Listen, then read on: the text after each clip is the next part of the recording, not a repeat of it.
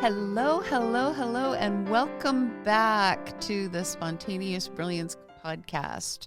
Welcome to you. Welcome to me coming back. We've had a couple of weeks off here from actually recording any podcast episodes. And so this feels like I'm also welcoming myself back. I'm welcoming Corey, our engineer, back. I'm sitting across from Corey for the first time in a couple of weeks. Hi.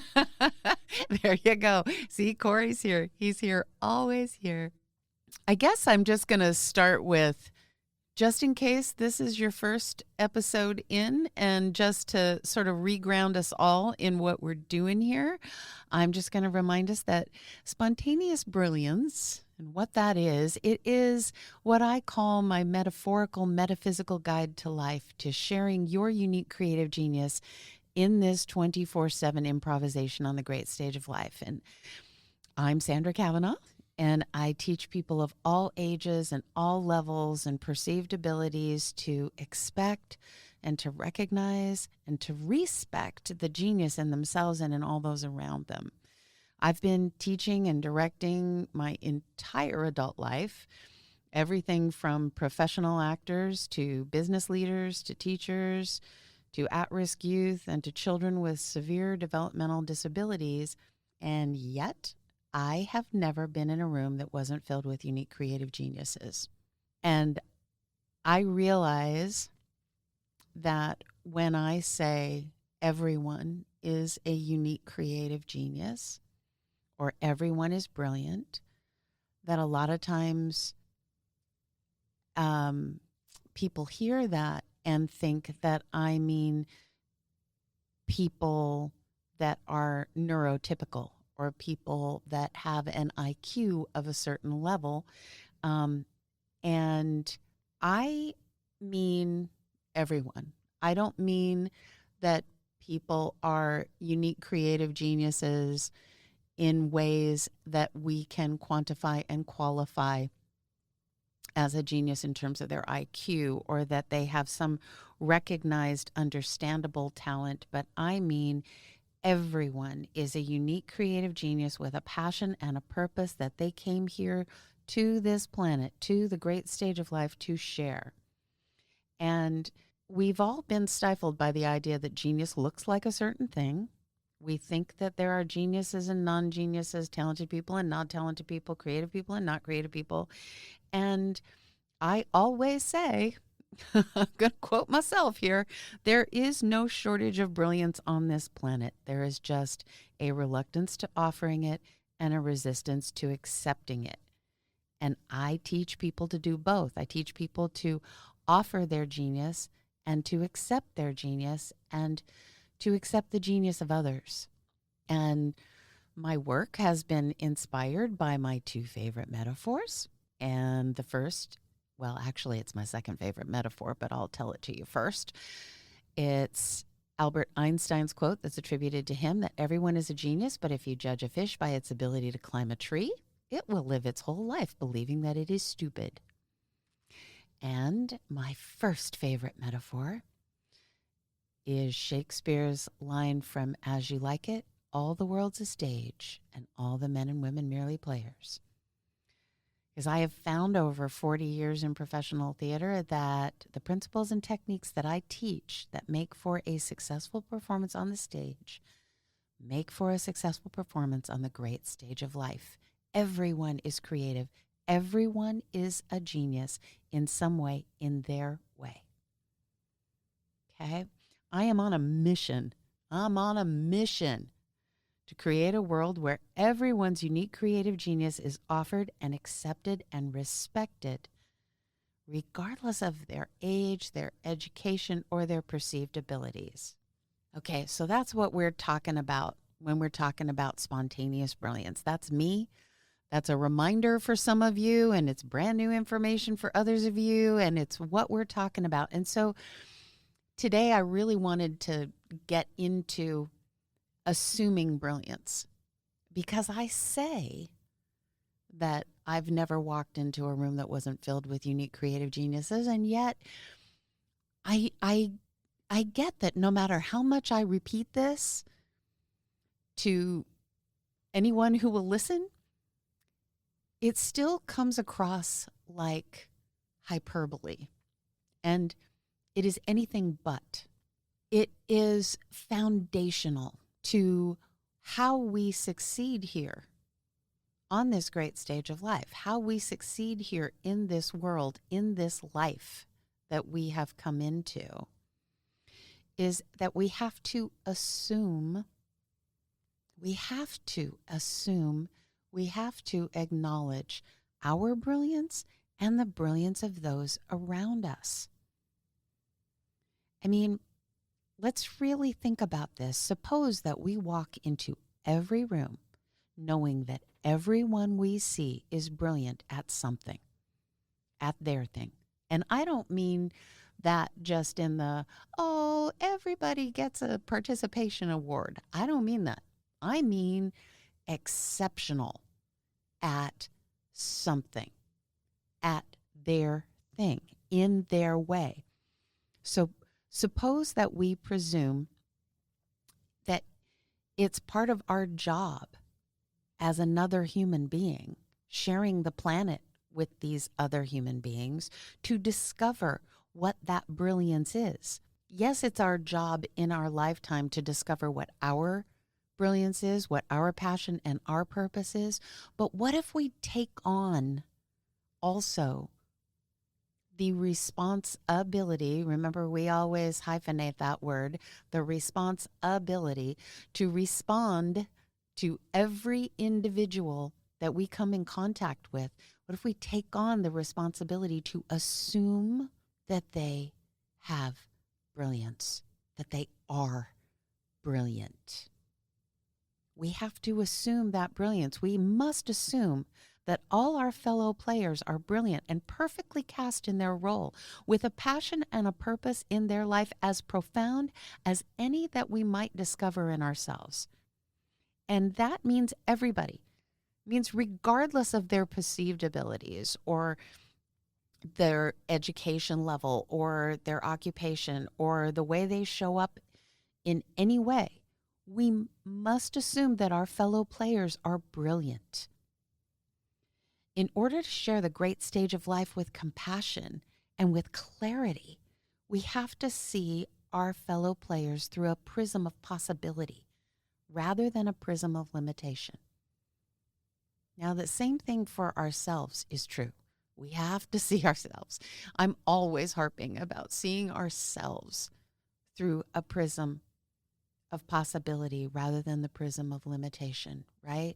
That we are offering and accepting. We are not blocking. Limitation is buying into the blocks. And we have to buy into the limitless field of possibility that we exist in. And since we exist in it, everyone exists in it. Everyone came to this planet on purpose. On purpose in both senses, remember?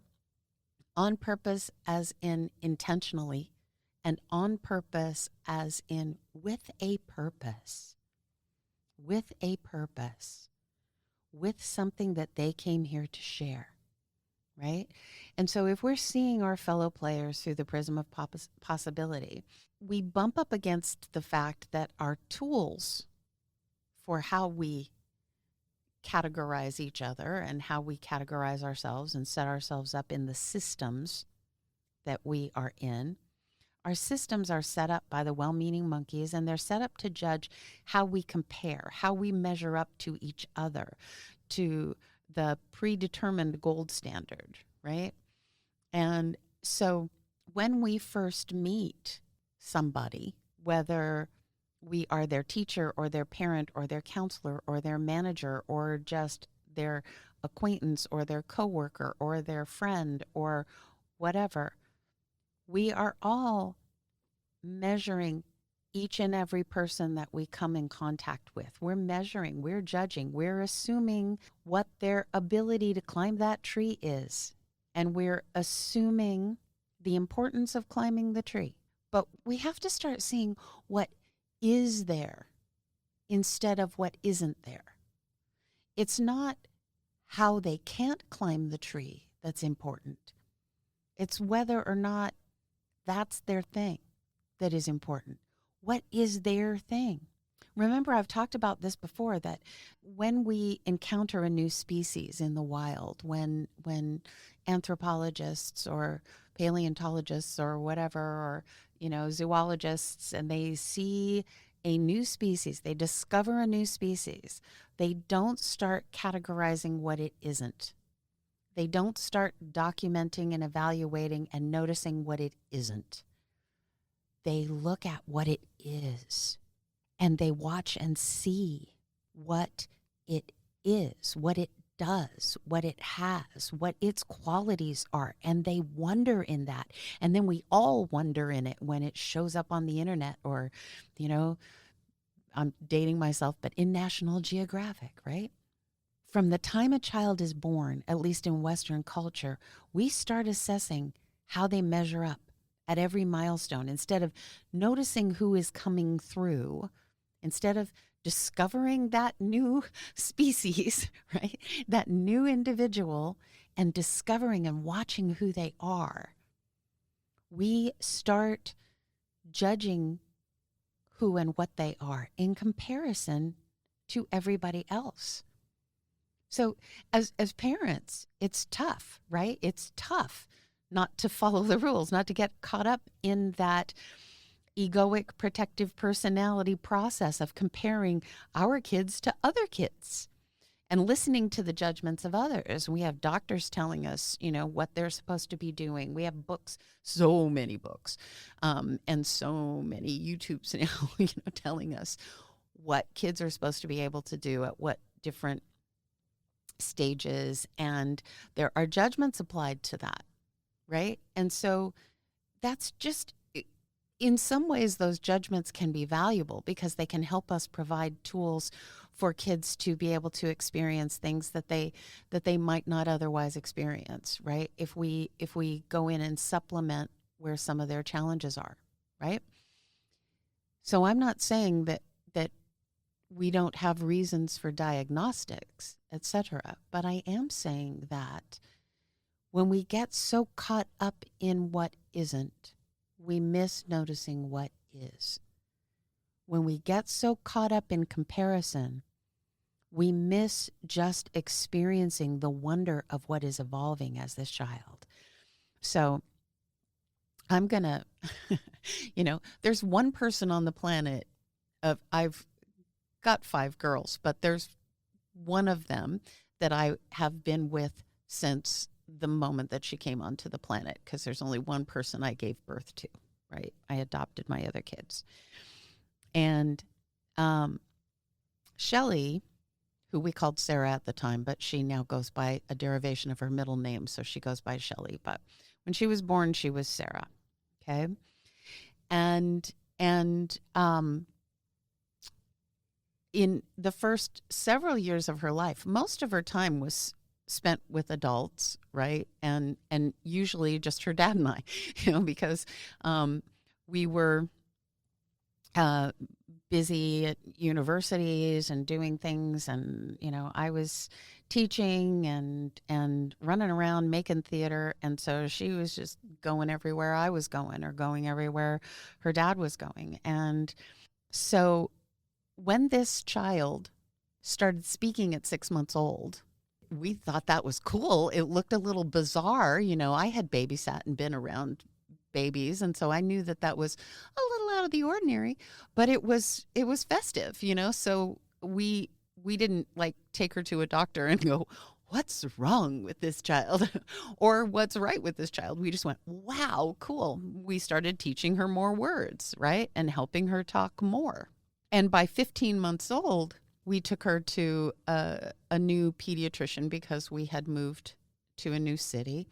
So at 15 months old, we took her for her checkup, and we're sitting in the outer lobby, and there are lots of kids playing on the floor, and she's playing on the floor, and the parents of all the other kids are looking at us like we've got 6 heads. And they're scowling at us, they're looking at us, and we had no idea. We couldn't figure out why. And we felt a little shunned by the other parents. We couldn't figure out what was going on.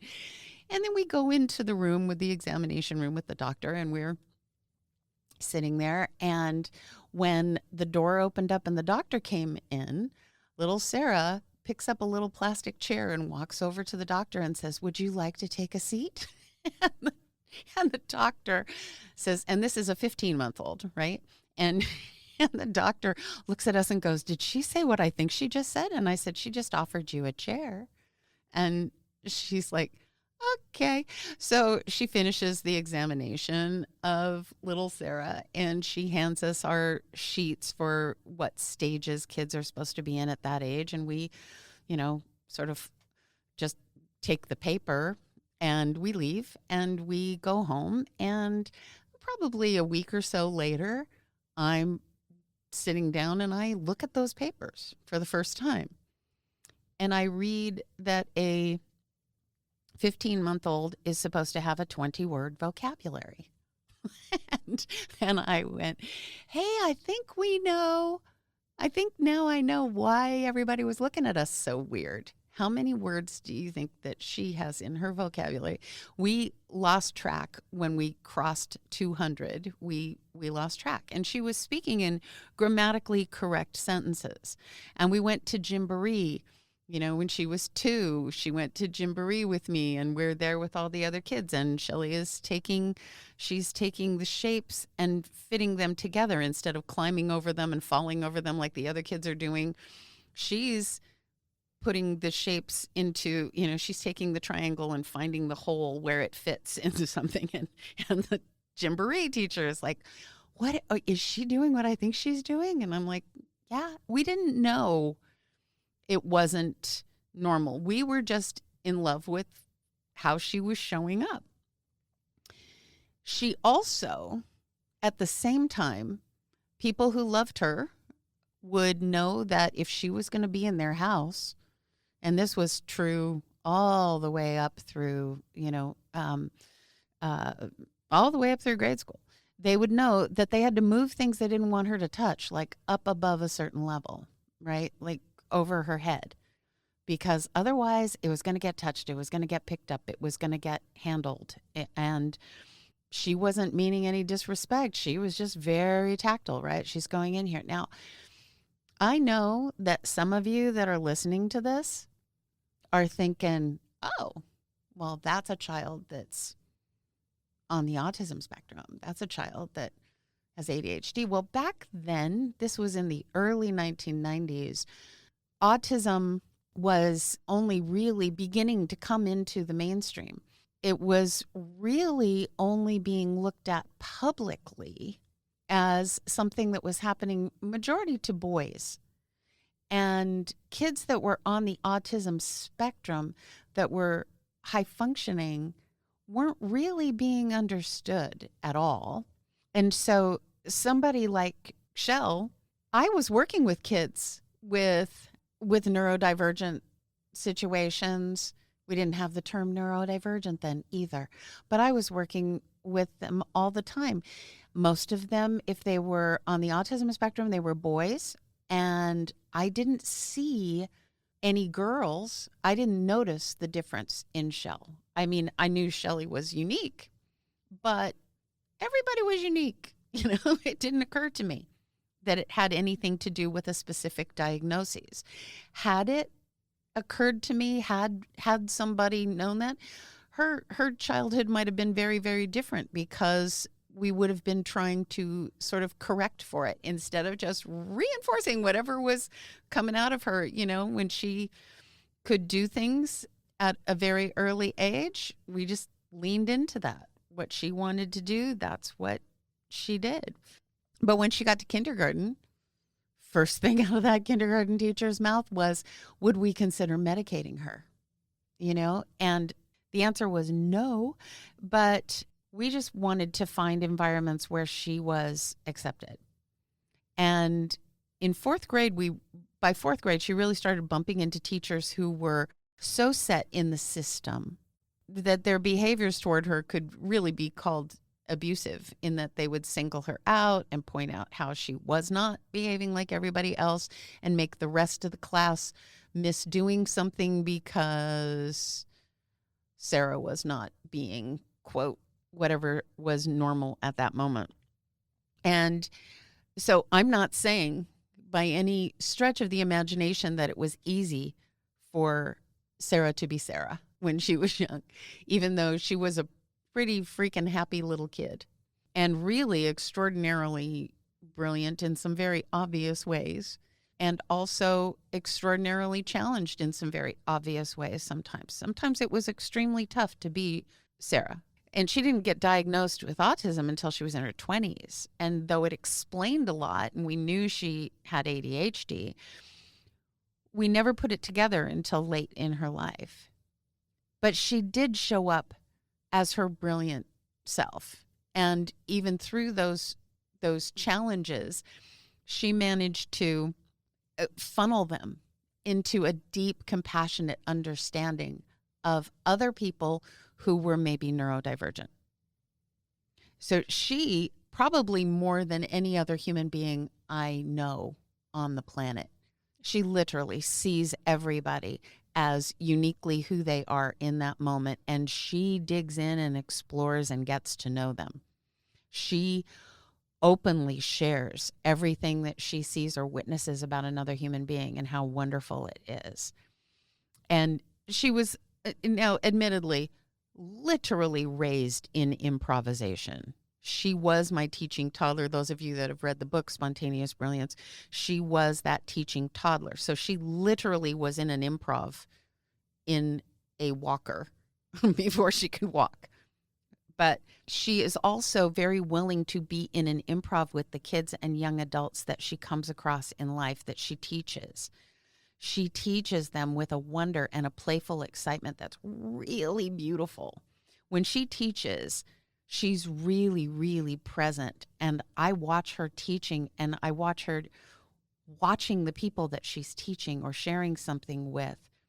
She's always watching them. She is super aware of what they are experiencing and how she can facilitate their experience. And it's interesting to me that when we're talking about assuming brilliance, when I teach teachers, when I say that we have to be brave enough to treat the classroom as an improvisation, I often get a very heavy sigh. And here's the deal.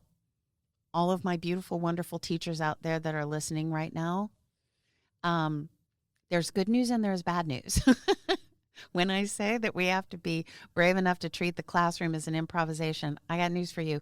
It is one, whether we treat it that way or not, whether we notice that or not, it is. So if we can apply improv rules to the classroom, then we will make it easier on ourselves.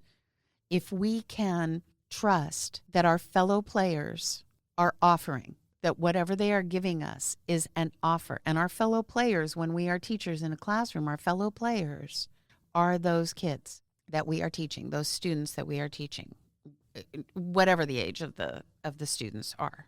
We are first accepting each student as they are. We are exploring and discovering and nurturing that, whatever is there. We are giving them the tools to accept themselves and to excel in being them, so that the giraffe and the pangolin and the aardvark that they are, we are assuming the brilliance in that rather than assuming that they are a monkey.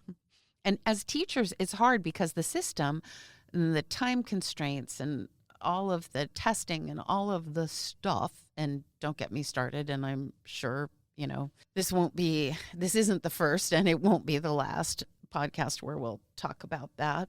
But remember that even though those constraints of time and the things that you have to get done and the grades and the testing and the things and the stuff, all of that can make it tough. But those boundaries, those constraints are obstacles.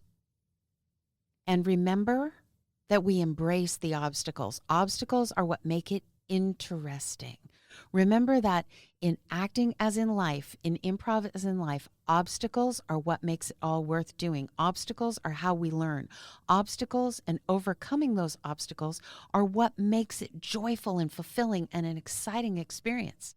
Now, those of you that are teachers out there, how often do you have a joyful, fulfilling, and exciting day? Hopefully it's every day. But if it's not, then maybe don't block the improv. Obstacles for the students are obstacles for you to work at transcending together. They're not blocks. Teaching is an art form. And just as any artist, when you have that moment where you get inspired and then you can bring that inspiration to fruition, that is the point where you're really experiencing the bliss of living your purpose. That's you offering your brilliance, right? When you share in that experience with that student, remember that these students birthed into this role on the great stage of life on purpose. Students with challenges, students with circumstances, situations, or abilities or perceived disabilities that make them seemingly unable to climb the tree. They are not a mistake. They are not broken. They are not a problem, and they are not wrong. They are their own version of perfect. They are perfectly cast in their role. They are perfect for them. They're perfect for you, and they're perfect for this experience you are sharing. If you treat everything about them as an offer, and likewise treat everything about you as an offer, then you can transcend any obstacle together, because the obstacles are offers, right? These students, they have a purpose that they came here to this production at this time with these fellow players to perform on the great stage of life, and so do you. So these two characters, you, the teacher, and the student, you are here in this story to write this story together. I had a student, and I'll refer to him by his first name, but now I'm going to change his name just because I don't have his permission to talk about him. So I will change his name. So we're going to call him Pete, okay? And Pete was a student who he was on the autism spectrum, and he was deemed to be unable to function at normal levels, right? To have a normal job, to graduate in normal classrooms. And I was working with him in a classroom when he was in high school. And he turned out to be this person who was not able to write at a quote, normal level, etc. He turned out to be one of the most imaginative, most creative, most wise people I have ever met. This young man who could not be, quote, normal, won an award from the Kennedy Center for a screenplay that he wrote on disability, which was one of the most astounding pieces of work I have ever seen. And he's a brilliant, wise young man who just didn't show up the way that the monkeys wanted, right? To climb the tree. And he was very aware of his autism, and he was very aware of being perceived as not normal, quote unquote, not correct. Not correct. Yeah. He was very aware of being perceived that way. And he and I would have great conversations about it. And one day when I was working with him, I asked him what he thought teachers needed to know about autistic students. And he said, "We're diamonds in the rough. We're all diamonds in the rough. You have to be willing to do the work of polishing us up." And I said back to him in that moment, yeah, I think we all need to be willing to teach you diamonds that you can polish yourselves. And we have to give you the tools to do that. And we have to see them as diamonds. We have to see every human being that we come in contact with as a diamond in the rough. And some people get very good at polishing themselves. Some people have found environments where they get polished and they get to shine. But some people don't. And so it's our responsibility to grab each other, be aware of each other, and offer each other polishing cloths and be the people that are willing to work at knocking the dirt off these diamonds in the rough. And whether you're a teacher or you're a parent, or whoever you are, the same thing is true for managers, leaders in any circumstance. Treat all employees, all coworkers with that same grace and acceptance. Accept who they are and offer who you are. That's where we achieve an authentic and conscious relationship that allows for beautiful creativity, innovation, and excitement. If you want an engaged workforce, start by knowing that you have a business filled with unique creative geniuses with their own unique purpose, and they are perfectly cast as you are in this circumstance, in this scene that you are in together on the great stage of life. Remember that in acting and in improv, as in life, it is all about relationships, right? It doesn't matter what the circumstance is. Every situation is full of unique creative geniuses. So in that relationship, whatever that relationship is, raise the status of every person you encounter. Raise their status to that of a unique creative genius. And I'm not going to go in depth into status interactions here, but there are previous podcasts that do that, and it's in the book and it's all over the place. The great work of the mindful master Keith Johnstone, God bless him, and status interactions, everything on the stage and everything on the great stage of life, it's all about relationships. Imagine how every interaction that you have, that each of us have, would change if we knew without a shadow of a doubt that every human being we encounter is a unique creative genius with all sorts of miraculous stuff hiding inside them, from the world renowned to the completely unrecognized. We are all unique creative geniuses that have more to share, more to bring, more to offer. There's always more. Imagine how we could all flourish if we could recognize that one truth, that there is an unending font of genius in each one of us. It needs to be noticed, it needs to be acknowledged, it needs to be nurtured, and it needs to be shared. In other words, we have to let go of the presets causing us to block it. We have to let go of the judgments, of the expectations, of the preconceived notions, and of the limiting beliefs. All of those presets, we have to let go of them. We have to do that for ourselves, and we have to do that for one another. We have to let go of the presets causing us to block. We have to accept the brilliance. We have to offer the brilliance.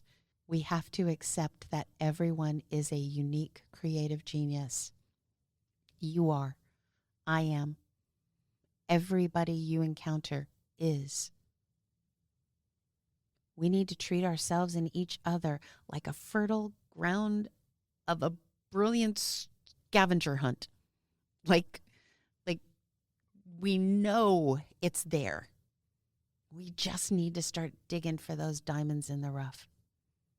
Be curious about yourself and your fellow players on the great stage of life. Go in search of the brilliance. Go looking for it. Notice it.